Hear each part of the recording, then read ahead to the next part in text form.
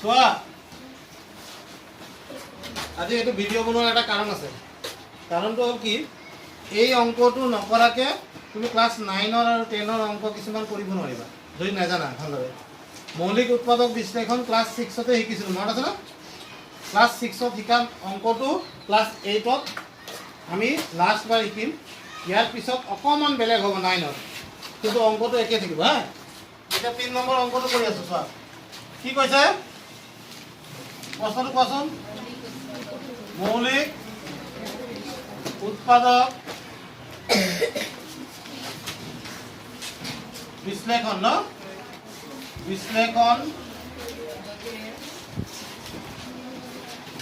পদ্ধতিৰে বাদ দিয়া আৰু বাকীখিনি লিখো। বৰ্গমূল নিৰ্ণয় কৰা, তলত দিয়া সংখ্যাবোৰৰ বৰ্গমূল নিৰ্ণয় কৰা। 1 নম্বৰটো কি দিছে, প্ৰথম সংখ্যাটো কি 256 256 ন, 256। এই অংকটো কৰিবৰ কাৰণে ক্লাছ 6ত শিকা বিভাজ্যতাৰ যিটো নীতি, বিভাজ্যতাৰ পৰীক্ষা কৰিছিলোঁ আমি, কৰিছিলোঁ নাই? কাৰ কৰিছিলোঁ বিভাজ্যতাৰ পৰীক্ষা? কাৰ কৰিছিলোঁ? 2ৰ কৰিছিলোঁ, 3ৰ, 4ৰো কৰিছিলোঁ, 5ৰো কৰিছিলোঁ, 6ৰো কৰিছিলোঁ, 7ৰো কৰিছিলোঁ, 10ৰো কৰিছিলোঁ, 11ৰো কৰিছিলোঁ, 13ৰো কৰিছিলোঁ। কিন্তু ইমানখিনি আমাক এতিয়া নালাগে, জাষ্ট কেইটামান হ'লেই হ'ল। এতিয়া মৌলিক উৎপাদক বিশ্লেষণ কৰিব লাগে। তোমালোকে এনেকৈ লিখি লোৱা 256 হয়নে? এই সংখ্যাটো আটাইতকৈ সৰু মৌলিক সংখ্যা কোনটো? আটাইতকৈ সৰু মৌলিক সংখ্যাটো কি? 2। 2ৰে বিভাজ্য হয়নে নহয়? হয়নে? 2ৰে হয়নে নহয় চাবলৈ হ'লে এই একক স্থানৰ অংকটো চাবা। হয়নে? ইয়াত কি আছে? 6। ইয়াত আছে 6। 6টো যুগ্ম নে অযুগ্ম? যুগ্ম অংক থাকিলে ই কি হ'ব? 2ৰে বিভাজ্য হ'ব। 2ৰে কেইবাৰ যাব? এবাৰ। 2 এগুণ 2। চোৱা 2ৰে 2 হৰণ কৰিছোঁ, 2 এগুণ 2। 2ৰ পৰা 2 গ'লে কি থাকিব? 0। ওকে, এতিয়া আমি কাক হৰণ কৰিম? 5ক। কাক হৰণ কৰিম? 2ৰে 5ত যাব দুবাৰ, 2 দুগুণ 4। কিমান থাকিব? 1। এয়া 6টো আহি গ'ল ইয়াত 16। 2 8 গুণ 16। এনেকৈ কৰে এইটো, এই ধৰণে এইটো মনে মনে কৰি থাকিব লাগে। এইটো মুখে মুখে হয়, বিয়োগটো ইয়াত কি হয়? মুখে মুখে হ'ব। মনত থাকিবনে? যিটো বাকী থাকে এইটো ক'ত যাব? ওচৰৰ ঘৰটোলৈ গুচি যাব। এতিয়া আকৌ 2ৰে যাবনে নাযায়? যাব। 2ৰে নাযায়? 2ৰে 1ত কেইবাৰ যাব? 0 বাৰ যাব। হয়নে? 2ৰে 12ত কেইবাৰ যাব? 6 বাৰ। কিবা থাকিবনে নাথাকে? 12ৰ পৰা 12 গ'ল, থাকিল 0। 2ৰে 8ত যাব, কি পালো?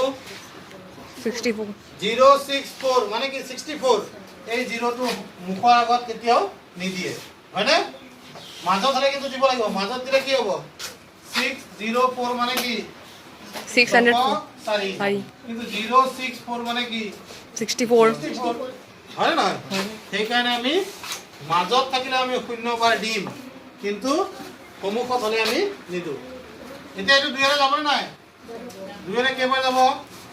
2 3 গুণ 6। কিমান থাকিল? 6ৰ 6 গ'ল, থাকিল 0। 2ৰে 4 2 দুগুণ 4। 2ৰে 3 যাব এবাৰ, 2 এগুণ 2 এগুণ 3ৰ 2 গ'ল, থাকিল 1। এইটো 2ৰে কাক হৰণ কৰিছোঁ?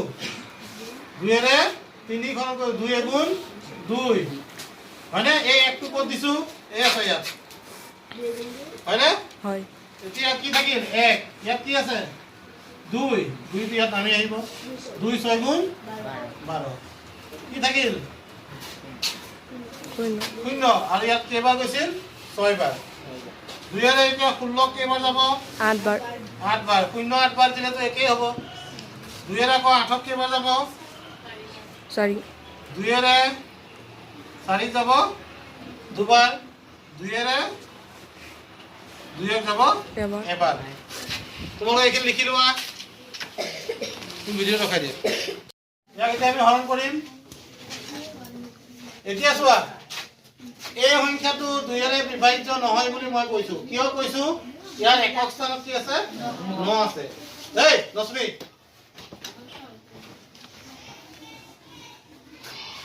একক স্থানত অযুগ্ম অংক থাকিলে 2ৰে বিভাজ্য নহয় ই কিহেৰে হ'ব 3ৰে হ'বনে নহ'ব সেইটো চাই ল'ব লাগিব অংকবিলাক যোগ কৰি দিবা 7 2 9 9 9 18 18 টো 3ৰ নেউতাত আহে নে নাহে 3 6 গুণ 18 মানে 18 টো 3ৰ গুণিতক হয় এই কাৰণে এই সংখ্যাটো 3ৰে বিভাজ্য হ'ব তোমালোক আচৰিত হৈ যাবা ক্লাছ 4ৰ ছোৱালীজনীয়ে ক্লাছ 6ত কৰি থকা অংক কৈ দিয়ে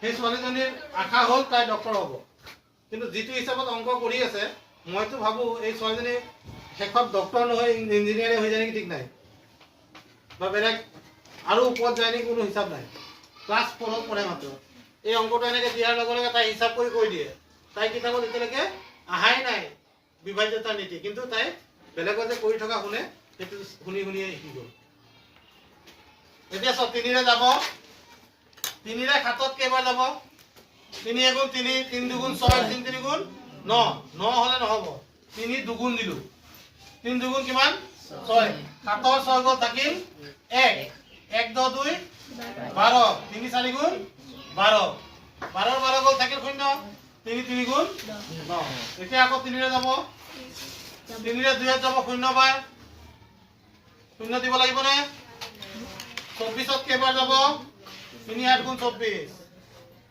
3ৰে 3 যাব এবাৰ 3 গুণ 3 3ৰে 8ত যাব দুবাৰ 3 দুগুণ 6 8ৰ 6 গ'ল থাকিল 2 2 10 1 21 3 7 গুণ 21 আকৌ 3ৰে 3 9 গুণ 27 3ৰে 3 3 গুণ 9 3ৰে 3 গুণ 3 এটাকে যদি মই ইয়াৰ বৰ্গমূল ওলাও 729 ৰ বৰ্গমূল কি হ'ব চোৱা ইয়াত 3 কেইটা পাইছো মই এয়া দুটা 3 আছে দুটা 3ৰ পৰা এটা 3 লবা ইয়াত দুটা 27